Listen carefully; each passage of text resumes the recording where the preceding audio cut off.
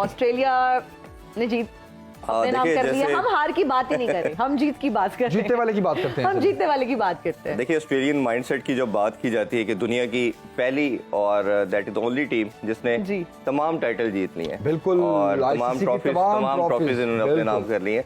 और सबसे अगर हिस्ट्री की बात की जाए कि दुनिया की, अगर आप किसी एक टीम का नाम लें कि जब से क्रिकेट शुरू हुई है और सबसे ज्यादा फतुहात की बात करें, विक्ट्रीज की बात करें, तो वो ऑस्ट्रेलिया स्टैंड अलोन खड़ा होता है। और जिस तरह का जो माइंडसेट के साथ वो क्रिकेट खेलते हैं, टेस्ट मैचेस का कहा जाता है कि ये सेशन वाइज होते हैं, आपके दिन के 3 सेशन होते हैं। और मुझे नहीं याद पड़ता इस पूरे टेस्ट मैच के अंदर किसी सेशन के अंदर भी इन्होंने भारत को डोमिनेट ना करने दिया हो। उसमें इन्होंने इतना जबरदस्त किस्म का खेला, और शुरू में ट्रेविस हेड ने जो पहले दिन सेंचुरी बनाई और इसी के साथ उनको दिया स्टीव स्मिथ ने। ट्रेविस हेड की इनिंग्स तो बहुत आउटस्टैंडिंग थी और उन्होंने 185 दोनों इनिंग्स मिला के रन किए और वही मैन ऑफ द मैच भी रहे। और उनके बॉलर्स को जितनी दाद दी जाए, आप ये देखिए कि सेकंड ऑस्ट्रेलिया की खूबसूरती ये है कि आपको हर सिनेरियो में एक दूसरी टीम को अपॉर्चुनिटी भी देती है कि आप अगर चेस कर सकते हैं तो करके दिखाएं। उन्होंने कमांडिंग पोजीशन के बावजूद डिक्लेयर किया, चाहते तो इजीली 40-50 रन और ऐड कर सकते थे, बट भारत को उन्होंने 1.5 दिन दिया, अप्रोक्सीमेटली 130 ओवर्स दिए कि अगर आप चेस कर सकते हैं तो इस टोटल को चेस करके दिखाएं। और मुझे याद पड़ता है कि उन्होंने पाकिस्तान में भी ऐसे किया था। हमारे अगेंस्ट जब वो खेलने आए थे तो ऑस्ट्रेलिया में उन्होंने हमें भी, ऑस्ट्रेलिया ने कराची के टेस्ट मैच में इसी तरह टोटल दिया। पाकिस्तान बहुत क्लोज था जीतने के, बाबर ने 198 तब किया था, बट अनफॉर्चुनेटली हम नहीं वो जीत पाए। ये उनकी करेज है जो कि नॉर्मली एक इंग्लैंड और ऑस्ट्रेलिया दो ऐसी साइड है जो हमेशा इस तरह की क्रिकेट खेलती है। बाकी जो टीम है वो समहाउ स्केयर रहती है, टिमर्ड अप्रोच के साथ खेलती है, बट जो अग्रेसिव माइंडसेट है। और आप ये देखें कि दूसरी इनिंग्स में भी 235 रन पे उन्होंने ऑल आउट किया, फिर 246 पे सेकंड इनिंग्स में किया, तो किसी प्लेयर को 50 भी नहीं करने दी। जो टॉप स्कोरर थे विराट कोहली थे, उन्होंने 49 रन स्कोर किए। तो ये जितनी दाद दी जाए ऑस्ट्रेलिया को, प्योरली इथरली डिजर्व करते थे विक्ट्रीज को, और पॉइंट टेबल पे भी ये टॉप करके आए, तो दुनिया की तमाम टीमों को हरा के आए थे। ये हर कंट्री को इन्होंने जाके सीरीज में हराया।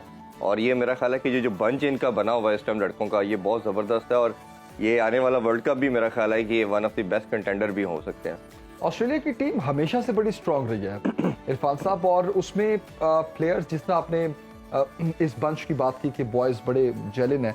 अच्छा, टीम चेंज भी होती रहे तो उनका जो जेलिन होने वाला फॉर्मूला वो सेम रहता है। हाँ, ये काफी हद तक, मतलब उनकी टीम बड़ी स्ट्रांग रहती है। इनकी टीम 99 से लेके 2008-9 तक एक ऐसी साइड थी जो कोई मैच हमें याद नहीं पड़ता ये हारती हो, बहुत रेयर होता था कोई मैच हारती थी। इसी तरह इन्होंने 3 कंसेक्टिव वर्ल्ड कप भी जीते। वो इनके जो बेंच था, वो बंच था लड़कों का, जिसमें आपके पास रिकी पॉन्टिंग कैप्टन था, फिर इसी तरह ब्रेटली, मैग्राथ, शेन वॉर्न, ये ऐसे लड़के थे कि जो किसी भी साइड को हराना इनके लिए मसला नहीं था।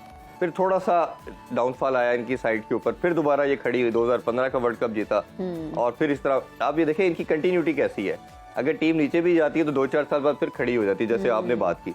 फिर इसी तरह इन्होंने एक T20 वर्ल्ड कप नहीं जीता था, 2021 में वो भी जीत लिया, ठीक है। फिर अब इन्होंने टेस्ट चैंपियनशिप भी जीती। तो ये इनकी जो फतुहात है माइंडसेट की, जो शुरू में मैंने बात की, जो अग्रेसिव अप्रोच ये रखते हैं। आप ये देखिए दूसरी साइड को जब ये किसी तरह गिराते हैं तो फिर दोबारा खड़ा नहीं होने देते। वो कहते हैं तगड़ा पहलवान जो होता है वो अपने हरीफ को कभी खड़ा नहीं होने देता, वो उसको अटैक पे अटैक करता है।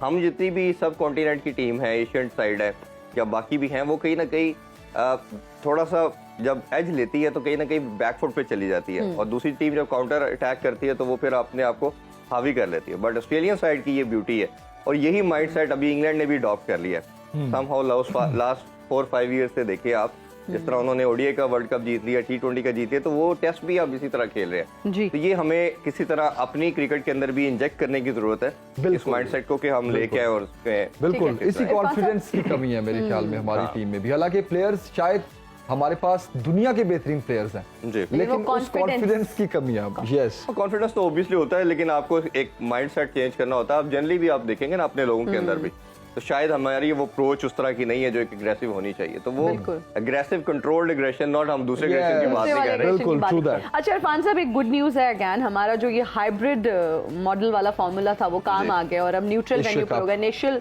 कुछ मैचेस जो है वो पाकिस्तान में होंगे, फिर उनको मुंतकिल कर दिया जाएगा। न्यू क्या कहेंगे? ये सबसे पहले मैंने आपके शो में ही ये न्यूज दी थी कि हाइब्रिड मॉडल ही एक्सेप्ट होगा। उसकी रीजन ये थी कि वैसे तो शायद भारत जो बात कर रहा था कि पाकिस्तान के बगैर एशिया कप करवा लें, हम नहीं करते, लेकिन उनकी गले की हड्डी हम इसलिए बने हुए हैं कि वर्ल्ड कप भारत में होना है। Yes. और पाकिस्तान का जो ये स्टांस था, खासतौर पे सेठी साहब ने जो बड़ा ब्लंटली ये बात की कि फिर हम भी मैचेस आपकी कंट्री में नहीं खेलेंगे। तो भारत को इसी पॉइंट के ऊपर हमने ट्रिगर किया, इसी के ऊपर हमने उसको आके पुश किया और भारत समहाउ एग्री अब हो रहा है। अभी नोटिफिकेशन तो नहीं आया आईसीसी की जानिब से, बट अब न्यूज आना शुरू होगी। आपको पता है पहले न्यूज फ्लोट करता है भारत पहले उन्होंने कहा कि नहीं हो रहा, फिर उन्होंने कहा जी हम इस हाइब्रिड मॉडल को एक्सेप्ट नहीं करते। अब उनके जो मीडिया है उन्होंने ये न्यूज देना शुरू कर दिया। आधी से हमारी होगी क्योंकि हम कुछ मैचेस पाकिस्तान में करवा रहे हैं, दूसरा हमारा था कि हम यूएई के अंदर करें। उन्होंने कहा कि श्रीलंका में करें, तो आधी बात हमने उन्होंने की मान ली।